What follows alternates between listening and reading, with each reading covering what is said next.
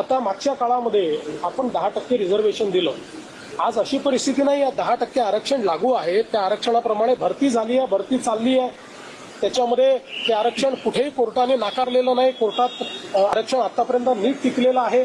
त्यामुळे आत्ताची परिस्थिती अशी नाही की मराठा समाजाला आरक्षण नाही आहे. ते ऑलरेडी आहेच. मराठा समाजाचं आरक्षण टिकलेलं आहे. पण एक गोष्ट मात्र निश्चित आहे की वेगवेगळे पक्ष जे या संदर्भात सोयीची भूमिका घेत आहेत, त्या पक्षांना माझं आव्हान आहे की सोयीची भूमिका घेऊ नका. भूमिका घ्यायची तर ठाम भूमिका घ्या. ठाम भूमिका घेताना दिसत नाही. आम्ही तर बोललोच होतो, याचंही करा त्याचंही करा, अशा प्रकारची भूमिका नको. जे कायदेशीर आहे ती कायदेशीर भूमिका घ्या ना. तुमची भूमिका सांगा, काय कायदेशीर भूमिका आहे.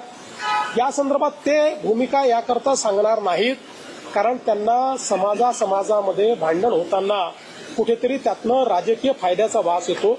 आम्हाला राजकीय फायदा करून घ्यायचा नाही. आम्हाला सगळे समाज सांभाळायचे आहेत. आमचं